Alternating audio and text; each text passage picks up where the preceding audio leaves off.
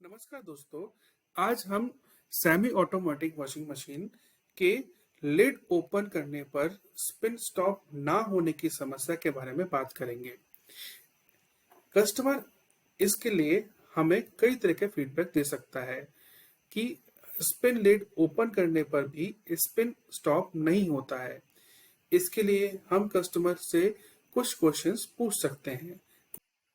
Spin के दौरान बार बार आप स्पिन लिड को ओपन कर देते हैं, या हम दूसरा क्वेश्चन पूछ सकते हैं, क्या इसमें किसी तरह का रिपेयर तो नहीं हुआ है। हम क्वेश्चन पूछ सकते हैं कस्टमर से, क्या स्पिन स्लोली स्लोली स्टॉप हो जाता है। हम कस्टमर से पूछ सकते हैं कि स्पिन फंक्शन हमेशा इस तरह से ऑपरेट होता है या कभी कभार ये समस्या आपको देखने को मिलती है। चलिए इस समस्या को हम और डिटेल में समझते हैं और पॉसिबिलिटीज ऑफ फेलियर के बारे में समझते हैं। तो क्या पॉसिबिलिटीज ऑफ फेलियर हो सकते हैं? यदि हम इलेक्ट्रिकल पॉसिबिलिटीज ऑफ फेलियर के बारे में बात करें तो ओपन कनेक्शन या लूज कनेक्शंस हमें मिल सकते हैं, लिड स्विच बाईपास मिल सकता है, या फिर लिड स्विच फॉल्टी मिल सकता है। यदि मैकेनिकल पॉसिबिलिटीज की बात करें तो ब्रेक मैकेनिज्म फॉल्टी मिल सकता है। याद रखिए, स्पिन मोटर हमेशा रिवर्स डायरेक्शन में यदि घूमती है तो हमें अपने कनेक्शंस को चेक करना है, वायर कनेक्शंस को चेक करना है, क्योंकि हमें याद रखना होगा कि स्पिन टब हमेशा काउंटर क्लॉकवाइज डायरेक्शन में घूमती है। तो इस तरह से हम जांच सकते हैं कि हमारा क्या क्या पॉसिबिलिटीज ऑफ फेलियर्स हो सकते हैं। चलिए स्टेप बाय स्टेप हम इस प्रॉब्लम को सॉल्व करते हैं। तो सबसे पहला हमारा चेक पॉइंट्स जो रहेंगे वो रहेगा कि हमें वायर कनेक्शंस को चेक करना है। हमें लिड स्विच के वायर कनेक्शंस को चेक करेंगे। यदि वायर कनेक्शंस ओके हैं देन हम लिड स्विच को चेक करेंगे। लिड स्विच को हम चेक करेंगे यदि लिड स्विच के जो कनेक्शन हैं वो जो हमारे स्ट्रिंग्स हैं वो ओपन तो नहीं है, लूज तो नहीं है। यदि हमें लिड स्विच में किस तरह का ओपन या लूज कॉन्टेक्ट्स मिलते हैं देन हम लिड स्विच को रिप्लेस करेंगे।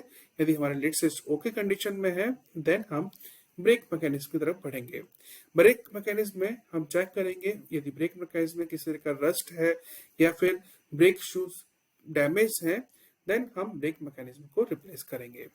चलिए इन सभी पैरामीटर्स को, इन सभी स्टेप्स को हम वन बाय वन डिटेल में समझते हैं।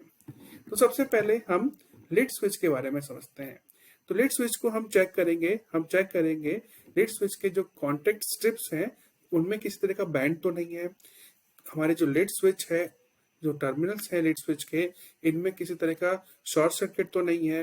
लिड स्विच हमारा डिसलोकेट तो नहीं है अपनी पोजीशन से, या फिर हमारे लिड स्विच है उसमें कोई इसी तरह का बाईपास तो नहीं किया गया है।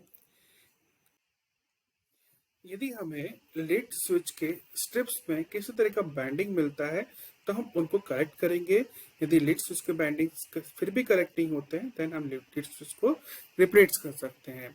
यदि हमारा लिड स्विच के टर्मिनल्स शॉर्ट हो रखे हैं देन हमें लिड स्विच को रिप्लेस करना होगा और जो कनेक्शंस हैं उनको प्रॉपर करना होगा।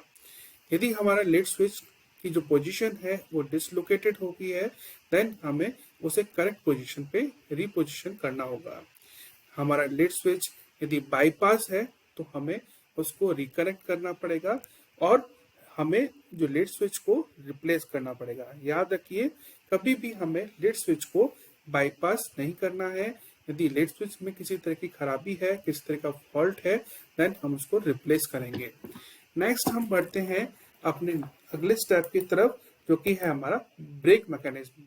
यदि ब्रेक मैकेनिज्म की वायर में किसी तरह का एलंगेटेशन है या फिर डैमेज है तो हम ब्रेक मैकेनिज्म को जांचेंगे, जिसमें कि हम चेक करेंगे यदि हमारा ब्रेक लूज है या फिर जो हमारा जो स्ट्रिंग्स है, एडजस्टिंग स्ट्रिंग्स है, उनको हम ब्रेक वायर मेटल के हुक्स की हेल्प से चेंज करके, हुक हेल्प्स को चेंज करके हम उसको एडजस्ट कर सकते हैं। जनरली ये हमारा जो थर्ड होल्स में रहता है, मेटल हुक जो है हमारा थर्ड होल्स में रहता है। यदि हमारा मेटल हुक में यदि किसी तरह का डैमेज है ब्रेक वायर में और ब्रेक में तो हम उसका मेटल हुक को रिप्लेस करेंगे। यदि हमारा ब्रेक पैड या स्प्रिंग में किसी तरह का फॉल्ट है या डैमेज है, तो हम पूरी ब्रेक मैकेनिज्म को हमें रिप्लेस करना होगा। इसी के साथ उम्मीद करता हूँ कि आपको इस प्रॉब्लम के बारे में अच्छे से जानकारी मिली होगी और आप आसानी से इसको सॉल्व कर सकते हैं। Thank you so much.